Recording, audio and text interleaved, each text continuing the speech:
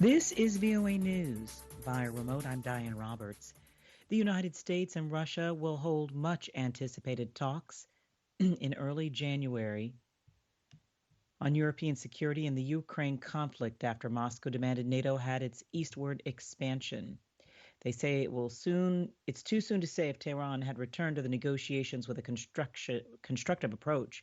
Iran and Russia both gave upbeat views Tuesday about talks that kicked off this week to salvage Tehran's 2015 nuclear deal with global powers.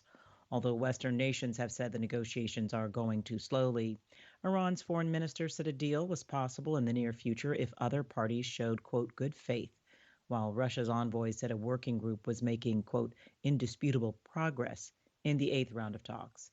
The original agreement lifted sanctions against Tehran in exchange for restrictions on its atomic activities, but then President Donald Trump pulled Washington out of the deal in 2018. Iran later breached many of the deal's nuclear restrictions and kept pushing well beyond them. Meanwhile, the U.S. and Russia are expected to hold talks in January about nuclear arms control and tensions along the Russia-Ukraine border. A spokesperson for the White House National Security Council told reporters the two sides would meet January 10th. That will be followed by Russia-NATO talks on January 12th. On the 13th, Russia and the United States will meet with members of the Organization for Security and Cooperation in Europe. The U.S. State Department Tuesday said it condemned a Russian court decision to shut down the country's oldest human rights group, Memorial International, and is following with concern Russia's ongoing efforts to close sister organization Memorial Human Rights Center.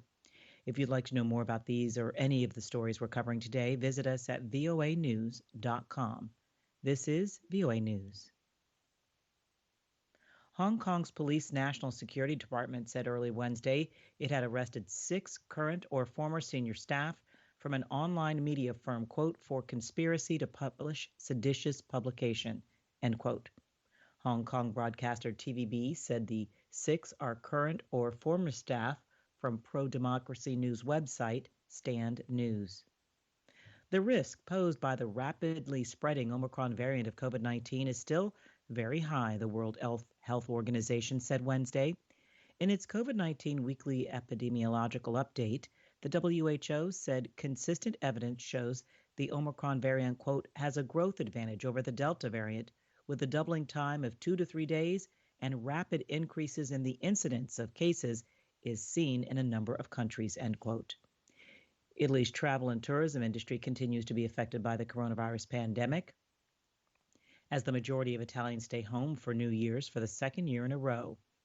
The period after Christmas is usually devoted to trips with family and friends.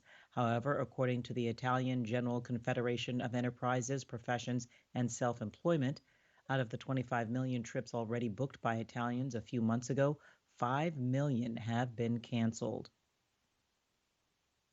France reported a record high new confirmed coronavirus cases in a 24-hour period Tuesday for one of the highest one-day tallies worldwide since the start of the pandemic. 179,807 is the highest number of new daily infections in Europe, according to data on a French monitoring site. Since the start of the pandemic, only the United States and India have reported average daily new cases above 200,000. The Brazilian government has allocated $35.5 million in disaster relief funds to northeastern Brazil, where 20 people have died and tens of thousands have been left with nowhere to live amid severe flooding, according to a Tuesday presidential decree. Brazil's Bahia state, home to about 15 million people, has suffered from floods for weeks after a historic dry spell gave way to record rains. The situation deteriorated significantly late Christmas Eve, as many residents were forced to abandon their homes for higher ground after a pair of dams gave way, and rains are expected to continue in many regions throughout the week. At least 31 people were killed in the collapse of a private gold mine in western Sudan, a mining official told Reuters Tuesday. The director of the government-owned Sudanese Mineral Resources Company said only one person was rescued alive from the mine in West Kordofan state. Via remote, I'm Diane Roberts, VOA News.